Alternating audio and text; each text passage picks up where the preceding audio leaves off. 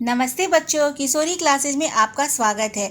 मैं शिप्रा श्रीवास्तव आज आप लोग को पढ़ाने जा रही हूँ रामधारी सिंह दिनकर जी की एक कविता मजदूर। मजदूर कविता रामधारी सिंह दिनकर जी की प्रमुख कविताओं में से एक है। इसमें इन्होंने मजदूर के व्यक्तित्व के बारे में वर्णन किया है, उनकी हृदय की भावनाओं को दर्शाने का प्रयास किया है। रामधारी सिंह दिनकर जी का एक छोटा सा परिचय मैं आप लोग को देती हूँ कि इनका जन्म 23 सितंबर 1908 को बिहार के मुंगेर जिला में हुआ था। और कुछ पंक्तियाँ भी मैं आप लोग के सामने प्रस्तुत करना चाहती हूँ कि रामधारी सिंह दिनकर साहित्य के वह सशक्त हस्ताक्षर हैं जिनकी कलम में दिनकर यानी सूरज के समान चमक थी। उनकी कविताएं सिर्फ उनके समय का सूरज नहीं है बल्कि उसकी रोशनी से पीढ़ियाँ प्रकाशमान होती हैं। तो बच्चों, हम चलते हैं मजदूर कविता पढ़ने। पहली पंक्ति हमारी यह है बच्चों कि मैं मजदूर हूँ, मुझे देवों की बस्ती से क्या। सबसे पहले हमें यह जानना जरूरी है कि मजदूर का अर्थ क्या होता है। मजदूर का अर्थ होता है वह व्यक्ति जो शारीरिक परिश्रम संबंधी कार्य करता है। शारीरिक श्रम के द्वारा जो अपनी जीविका को चलाता है वैसा व्यक्ति मजदूर कहलाता है। यानी निम्न वर्ग का लोग, उच्च वर्ग के लोग होते हैं और निम्न वर्ग के लोग होते हैं। दो तरह के लोग होते हैं और मध्यम वर्ग के लोग होते हैं। तो जो निम्न वर्ग का लोग होता है वह मजदूर वर्ग का लोग कहलाता है। तो मैं आप लोगों को समझाऊंगी इसके विषय में कि मैं मजदूर हूँ, मुझे देवों की बस्ती से क्या। देवों की बस्ती से अर्थ है बच्चों कि संपन्न वर्ग के लोगों से, धनवान वर्ग के लोगों से, उच्च वर्ग के लोगों से। तो यहाँ मजदूर जो है कह रहा है कि मुझे उन लोगों से क्या मतलब है, मैं तो मजदूर हूँ। अगणित बार धरा पर मैंने स्वर्ग बनाए। अगणित का अर्थ होता है बच्चों कि जिसे गिना ना जा सके, जो काउंट ना किया जा सके, अनेकों बार। तो अगणित बार धरा अर्थात पृथ्वी पर मैंने स्वर्ग बनाया। स्वर्ग बनाने का अर्थ है कि पृथ्वी पर मैंने ऐसे ऐसे कार्य किए, ऐसी ऐसी सुंदर चीज़ों का हमने निर्माण किया कि पृथ्वी लगती है मानो स्वर्ग है। और देवों की बस्ती क्या होती है, स्वर्ग के समान होती है ना। देव की बस्ती में किसी भी चीज़ की कमी नहीं होती है। जहाँ देव रहते हैं वो स्वर्ग के समान ही होती है। तो ये जो मजदूर हैं वो क्या करते हैं कि पृथ्वी पर इन्होंने अगणित बार पृथ्वी को क्या किया, स्वर्ग बनाया। अंबर पर जितने तारे उतने वर्षों से मेरे पुरखों ने धरती का रूप संवारा। अंबर अर्थात आकाश पर जितने तारे हैं उतने वर्षों से, यानी तारों को तो काउंट नहीं किया जा सकता, अनगिनत होते हैं। तो सोचिए कि कितने वर्षों से, कितने पहले से, कितना अनेक वर्ष, मतलब उसको गिना नहीं जा सकता कितने वर्षों से मेरे पुरखों ने, पुरखों का अर्थ होता है पूर्वज, ने धरती का रूप संवारा है। धरती पर ऐसी ऐसी चीज़ों का निर्माण किया है, ऐसी ऐसी सुंदर चीज़ों को बनाया है जिसकी कल्पना भी नहीं की जा सकती। ऐसा लगता है मानो स्वर्ग ही उतर आया हो।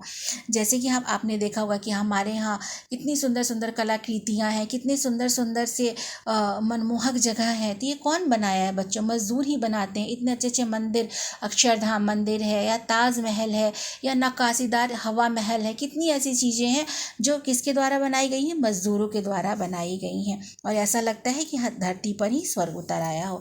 धरती को सुंदर करने की ममता में बीत चुका है कई पीढ़ियां वंश हमारा। धरती को सुंदर करने की ममता में, ममता का अर्थ क्या होता है बच्चों, जो माँ हम पर प्यार लुटाती है वह ममता कहलाता है। तो इसी प्रकार जो मजदूर होते हैं वह अपना प्यार धरती को सुंदर बनाने में लुटाते हैं। माँ हमारे लिए व्यक्तित्व को निखारने का पूरा प्रयास करती है ना।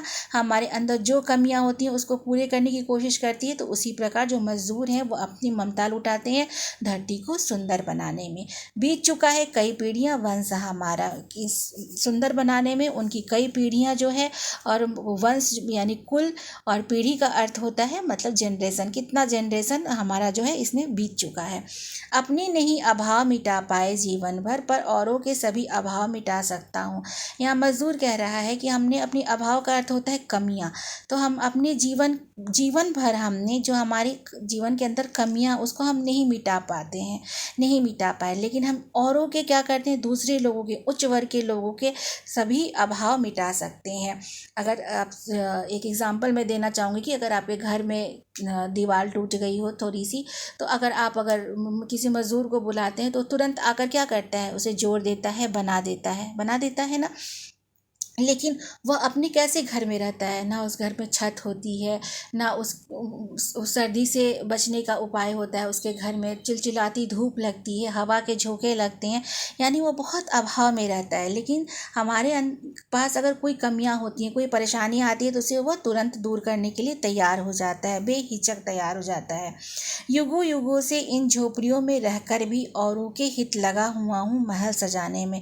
जो मजदूर है वह कह रहा है कि मैं युग युग से, यानी बहुत समय से मैं झोपड़ी में रहकर भी, मैं कोई महल में तो मजदूर रहता नहीं है। आपने देखा होगा कि मजदूर के पास बच्चों वो क्या होता है कि वो रोज़ का कमाते हैं, वो डेली वेज से कहते हैं हम, तो रोज़ का कमाते हैं, सुबह काम करने जाते हैं, जब शाम को उनका काम समाप्त हो जाता है तो उन्हें उस दिन का पैसा मिल जाता है, यानी एक दिन के पैसे उन्हें, एक एक दिन के पैसे मिलते हैं, और उससे उन्हें अपना गुजारा करना पड़ता है।